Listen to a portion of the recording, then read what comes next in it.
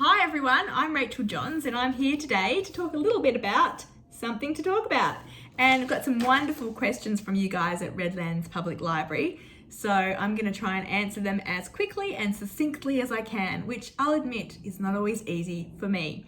The first question, Tab, who is the heroine in my new book, Tab or Tabitha doesn't want love or a man to stop her from achieving her dream. Why do you think romance heroines always see love and men as a barrier to their success? Well, the short answer is I don't. Tabitha definitely doesn't see love as a barrier to her success, and pretty much all the characters of the heroines that I've written don't see love as a barrier to their success. All the books that I've read, and I've read a lot of romance novels, that is not the case either. Often women are trying to achieve career dreams and family dreams and love dreams at the same time. And the reason, it's safe for Tabitha, it's not that she doesn't want love, it's that she doesn't believe she's ever going to find it. And that is more the case in romance novels. So maybe there are some characters who seem to see love and men as a barrier, but it's probably a self-protective sort of thing. And really, secretly, it's about their self-beliefs. So Tabitha definitely is open to love. She's pretty much given up on it though. And I think that's more typical of romance novels than women seeing men and love as a barrier to success. Second question. So many single ladies in Walsh, the town where Something to Talk About is set, are suddenly interested in kids cricket. Is this a situation you've seen happen in real life? So the reason they're interested in kids cricket is the new single male teacher who's come to town has offered to coach the kids cricket team. And so all the ladies kind of go along, make excuses to help out, even if they don't have children there. And the short answer again is no, I have not seen that happen in real life. I have lived in 2 country towns for 11 years, had kids there that did sport after school. And no. Mostly the people that were there were the parents who had to be there while waiting for their children, and they were often the ones doing the coaching. And so, as is the case in many of my books, a lot of it is fictional. A lot of circumstances happen because I think they would be fun and they would provide opportunity for banter and conflict in my novels. And that is why Fergus coaches the cricket team and Tabitha goes along to help. She's the only one that doesn't go along because she's interested in him. She goes along because her nephew's there. So, that was a bit of fun where everyone else is there to check him out and to, try their hand at seducing him. She is there purely to help. And then the next question, what gave you the inspiration for Tabitha's physical disability and how her life is impacted by it? This is my favourite question because this is probably the most important part of the book to me. So Tabitha, in Something to Talk About, is an amputee. She lost her arm when she was in her late teens, and she was pretty much taken directly or inspired directly by a friend of mine who I used to work with in the Kojonup Library. My friend Lorraine is the most amazing woman, and when we first met, I didn't know why she'd lost her arm. Everyone, she'd lived in that town all her life. I was a newcomer, so, a lot of people obviously just knew what happened. I never felt it was my place to ask her, and it never came up in conversation. But I always really, really admired her and was amazed by what she could do. Like Lorraine, for instance, can knit better than me, better than most people I know. She can quilt. She can make quilts. She can cover books with contact with one arm. Do you know how hard it is? I mean, I'm sure you do know how hard it is to cover contact with 2 arms, but with 1 arm, that just amazed me. She can ride a motorbike. She was a volunteer for the ambulance service with my husband. She was just such a positive, optimistic person who didn't let her disability get in the way of, her living a good life and her being a good person. And she never wore a prosthetic arm, and I always wondered, what that was. So when I decided to write an amputee, I said to Lorraine, do you mind if I sort of take your story, because I just am so inspired by you? And she helped me by not only reading the book when it was done to make sure it was, written with sensitivity and correctly, but she basically told me her whole story, the things she finds difficult, the things that she doesn't, the things people say that can be hurtful. And so I really wanted to give Lorraine's story a voice because she's such an amazing person, and I wanted to show that, just because you have a disability, people shouldn't treat you differently, and you can still achieve amazing things and be a wonderful person if you've got the right mindset. So that's where that Tabitha came from. Fourth question, what made you write another book set in Walsh? Is there a real town behind your fictional one? So really 2 questions. The reason I wrote another book set in Walsh is because the first story was Tabitha's brother, and I created Tabitha as a character in this book. And the moment I decided to write about Tabitha as an amputee, I knew that I would like eventually to write her complete story. I knew she deserved a story. She was such a positive, fun, great character to write in the first book, and she became a good friend to Meg, the heroine from that book. She was well loved in the town of Walsh, so I knew she deserved a story. So that's why.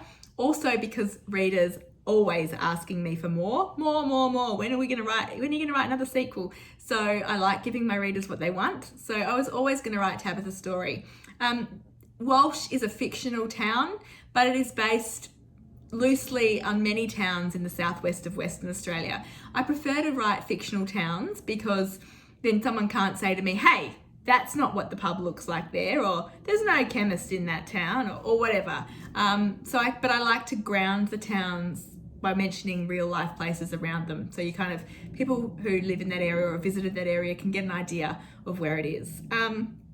The next question. This is the second book in your Rosehill series. How do you decide which books get a sequel or become a series? Well, I did and then someone said, why isn't there a sequel to my favourite book? Okay, so a few more questions there. As said, I often will write a sequel because readers want it. That happened in the case of my first book, Jilted. I never plan on writing Road to Hope, which is linked, but everyone said, oh, we want more. So I thought until I could come up with another idea. Bunyip Bay is my only series that I ever planned on making a series. And I did that because I've been reading a lot of books, American romance books that are series, and people just love them. I love them. Recently, you may have watched Virgin River on Netflix, or Steel Magnolias on Netflix? I think I've got that wrong. Anyway, Virgin River's based on Robin Carr's romance series, and the Magnolia one is based on Cheryl Wood's romance series. People love returning to the same place where they recognise the town, they know the characters, and so, I like that myself as a reader, so it's fun to write, and I also like giving my readers what they want. But not every book is going to get a sequel, and that's because I don't think every book deserves a sequel. It's not that I don't think, that's wrong. Not that I don't think it deserves a sequel, but not every book needs a sequel. That's probably what I should say. And if I've done my job as a writer, it probably shouldn't need a sequel. A lot of people have asked in my women's fiction novels for sequels, like the Patterson Girls, they want to know more. Lost Without You, Just One Wish, and what's the other one? My gosh, The Greatest Gift. A lot of people have asked for sequels for those books. Those ones, to me, they're done. The characters have had their trauma, they've had their drama, they've come out the other side as a bigger, better, stronger person, and to me, the stories are finished. So for most of my women's fiction books, I will never write a sequel. However, there is one exception, and that's The Art of Keeping Secrets, which I am playing with a sequel for. But it's not your sequel in the normal sense of the word. It is more a linked book, and it'll only take one of the main characters from the first book. So basically, I only write sequels if I feel like there's room for another story, and if I'm inspired to do so. There's lots of books I would love to write sequels for because readers want them, but unless I'm feeling it, I don't go there. Next question. I love this one because because I've written a romance novel, maybe I know about romance and relationships, and I'm not sure that's the case. So do you think it's possible for a relationship to remain casual without someone's heart being involved? Well, I married my husband 17 years ago, and I hadn't had many relationships before then, so I haven't got much personal experience to go on. And I don't actually know many people in my life who have had, this kind of casual, no strings attached, relationship.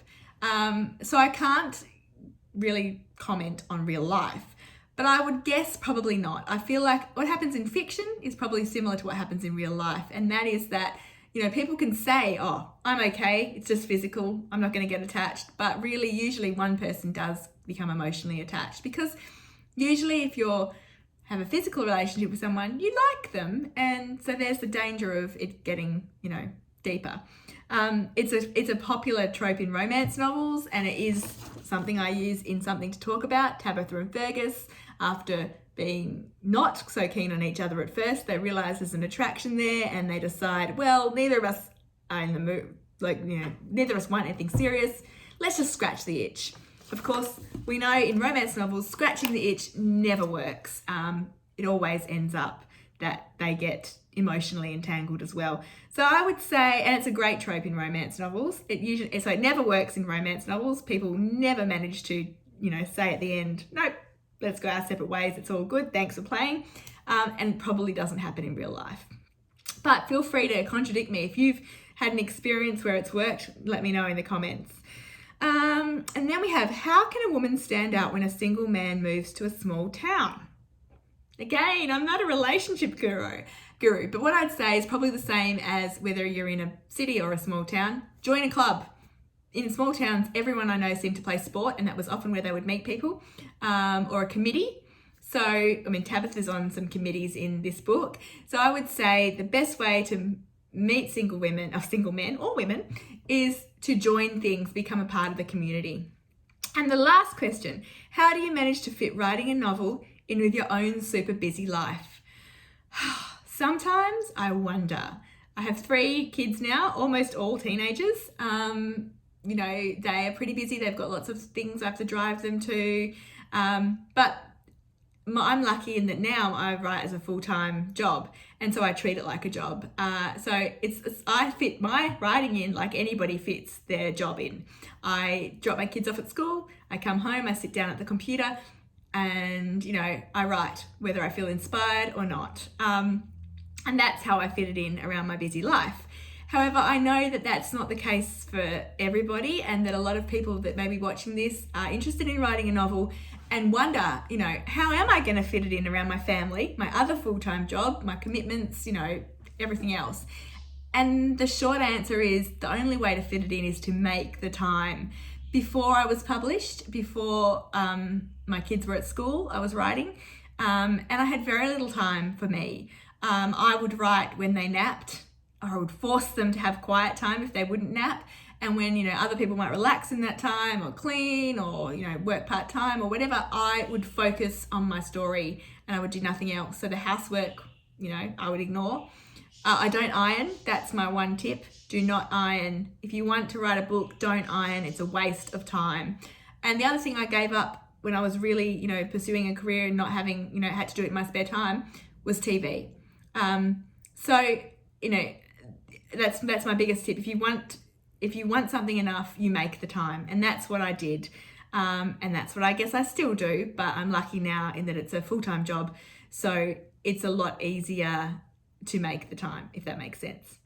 Thank you so much for these wonderful questions. I'm sure Something to Talk About is available at Redlands Library. I hope if you read it, that you enjoy it as much as I enjoyed writing it. Thank you and bye.